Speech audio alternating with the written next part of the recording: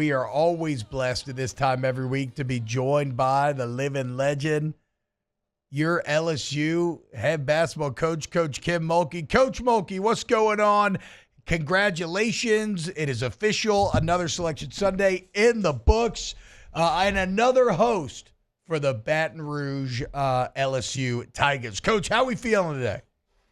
It's the best time of the year in my profession. Hell yeah. Go. Hell yeah. So it is interesting though. It's a late game Saturday night, so this is kind of an extended calm before the storm right now, right?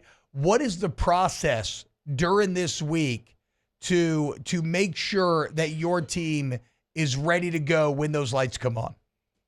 Well, I've taken the approach that they chose us to play the last game, the late game, because they know in Baton Rouge we don't sleep on Saturday night. Yeah, hell yeah, hell yeah. We gotta get the students out there. You know, that's just about the time they start hitting the bar. It's a pregame. Yeah, it could be the pregame before they go to the bar. We gotta get them out there because some of our senior fans now they might bail out on you and go home and watch it on TV, but I'm trying to take the approach that, are you guys kidding me? 9:15 at night. But your question was, I kind of forgot your question. So the question was more about like, start. Well, and I did want to ask you about that specifically too, but it was more about like, okay, there's kind of a large gap, right? Between not just the last time you played, but between the selection. Now you know when the game's going to be, but it's always that thing of trying not to get too amped. So, like, how do you manage a full week of runway so that your team's peaking by 9:15 Saturday night? Right. Well, we had the selection show Sunday night, and we did not practice Sunday. Yesterday, we're back on the floor with Flage and Morrow, so that was all great to see. But you don't play tomorrow. You don't play until Saturday, and if you win, you play Monday. So you kind of space things out. And you make sure you do a scouting report on each of the three that are here because you don't know who you're going to play should you win. So you do one scouting report one day, one the next day, one the next day. Don't go into a long scouting report, but do the work on the floor preparing for what each one of those teams may present to you. So yesterday, however, was all about us. We got Morrow back out there. We had Flage back out there, and just take care of us and do some things that we haven't been able to do with a full squad of late. Coach, you've been through this so many times, and you mentioned kind of preparing for the teams that are going to kind of be in the Baton Rouge pod there. But, you know, on your schedule, in the non-con, you schedule it. You know who you're playing, so you already kind of got a book on those teams. Certainly in conference play, even in a conference tournament, you know those teams. So no matter who you play, you've already got a kind of a game plan on that team. Whenever you're in the NCAA tournament and you're at Selection Sunday and you see your name and then you see your opponent, then you kind of see who else is going to be in town, kind of walk us through what maybe those steps are to make sure that you get ready. Like, do you immediately, is it all about San Diego State for, you know, half of your assistants and then the other half kind of take the other teams of Florida State, whoever might be in your pod? How do you make sure that you get ready and kind of what's that process like? Well, first of all, you don't overlook your first opponent. I have been so blessed to have a mindset that I learned from the best in the business when I was a player is you better take care of what's in front of you. San Diego State's excited to be coming to Baton Rouge. Their head coach was here as an assistant for 2 years. I learned more about her after the announcement was made. She has family here. She might have even said her children were born here. I can't remember. But nonetheless, she's very familiar with LSU, watches us play a lot. So we're going to do our due diligence and be prepared for San Diego State. And in the meantime, after you've presented them, you also have to present the other two teams, George Mason and Florida State. And yet you got enough time to do it. But you don't want to get ahead of yourself. You make them prioritize and understand it's San Diego State first, but we can't wait to the Sunday in between the Saturday, Monday game, should you win, to just present whoever wins that first game. You have to do some of that work ahead of time. It's so fascinating, Coach. You've been through a lot of these now at this point. These NCAA tournaments, you've won quite a few of them as well.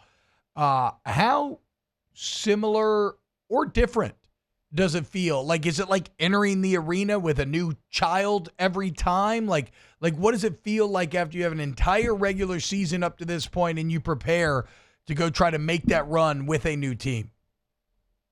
It's exciting for the players first, and especially the players that have never experienced this. Mm-hmm. And believe it or not, we have transfers. Their previous teams are not even in the playoffs. They've never experienced what this feels like. So as a coach, I never take for granted these playoff experiences just because I've done it not millions, but done it lots of times. I want it to be as important for me today as it was the very first time I did it as a coach. And you look for different things that will grab your team's attention and motivate you. I thought of this last night. Everybody's talking about who should win it, who their picks are to win it. And it makes me smile to think back 2 years ago, they never talked about us winning it, and we did. Yep. And those little things motivate me as a coach, but it's also things you can throw at your team and go, we were a 3 seed 2 years ago. We've been a 3 seed all 4 years I've been here. We finished in the Elite Eight last year. We won it the year before. We got to host the first and second rounds, with a team that I inherited that won, 7 or 9 games before I got here. Man, all those things are so exciting and important, and you just try to throw all that out at your team. And you've got 3 in that locker room that have national championship rings, and you want them to share what that feels like with the new ones. And it's exciting time of the year for our sport. Coach, you sound fantastic this week. I mean, I know you were dealing with some illness last week as well as some off-court things. Did you feeling better? You feeling good? You sound like you're peaking here at the right time. Guys, we always have to deal with death. And I don't know that you're ever ready for it, but there are situations in our life where you're prepared, whether it's an elderly grandparent or parent, or as I tell people, I prepared myself for the death of a grandchild. I knew it was coming, and I had many, many months to prepare, and it's not anything you're ready for. But with death, it's the unexpected that really crushes your soul. And it was an unexpected death, and it just took me by surprise, and I had to regroup, and I didn't need to be around my team. But I always tell them, and I believe this, you better keep your life in order and prioritize what's important. And no one loves to win more than me. No one loves this game more than I do. No one loves to compete and hates to lose more than I do. But never, if you know me, never has basketball jumped in front of my family and what I believe. And I just believe that I was where I needed to be. And Coach Bob Starkey did a tremendous job in preparing the team, and I sat on the end of the bench with the players as an assistant coach, and I have to tell you, I loved every minute of it. Wow. And so I've regrouped. Time has helped. And sickness, I deal with that all the time. You stay sick during the season. That's just part of your job. So Saturday night, I do want to explore that a little bit further because that is a late tip. But again, I mean, what you've created here in terms of the crowd, it's going to be loud. It's going to be crazy. Get out there, students, especially anybody listening who knows any students. Make sure they get loud. They make it hard on San Diego State come Saturday night. What does a game day look like when you're tipping it off that late? Well, let me say this about our students. I'm buying tickets for our students. This is not a gimme. You have to pay for these tickets. The NCAA takes over the arena. Some season ticket holders, and maybe even the students aren't going to be able to sit where they normally do during the regular season. But if you can get a free ticket, students, do what you got to do. Start your ticket and come on. And as I told someone yesterday, I said, if the allotment goes past what we want to pay for, I'll keep paying. Just get out there. Wait, The so day how will can be students long. take advantage of the tickets that you're buying? How does this work? I knew you were going to ask me that, but they'll know. They're sending out a whatever they send out. Y'all are asking me way too much information that I'm not in charge of. Yeah, I'm All about they to say, do is, you don't worry about that. I'll figure it out, and I'll let everybody there know you go. next segment. They're supposed to announce that either today or tomorrow, how I'll students can text get Grant. their tickets. Yeah, And they need to do it quickly because the allotment's going to go fast. And if it goes fast and we continue to have a high demand, so be it. I'll take my my checkbook and pay for those because, guys, here's what you cannot do as LSU fans, and we don't take these first and second round games for granted. Right. Nope. Yeah. This has been a long time coming. And 4 years in a row, we've been able to do this. And isn't this what you hired us to do as a staff, was to bring this program to respectability Yep. and get out there and you can sleep on Sunday. You can miss Mass, miss church. But get out there. Get out there. And we have an unbelievable reputation of being loud in the PMAC. And let's don't let the game time start affect us. And, Coach, it sounds like that you're going to have a full-strength squad on Saturday night with you talking about, everybody kind of coming back and being in practice. So you anticipate everybody kind of being back healthy, ready to go Saturday night? Absolutely. Flage smiling from ear to ear. Morrow's out there. And really, they were not what I would call injured. There's a difference between being hurt and being injured. Oh, yeah. Oh, you sound like my dad. Injured, Oh. yeah, injured is you just physically are unable to perform.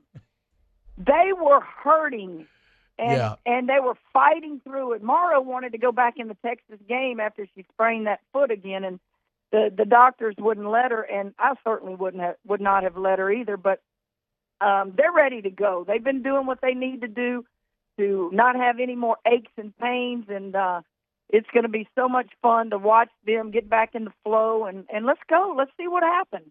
Oh, man, I remember Little League football getting dinged up, walking to the sideline. Are you hurt or are you injured? Get your ass back out there. Exactly. Hey.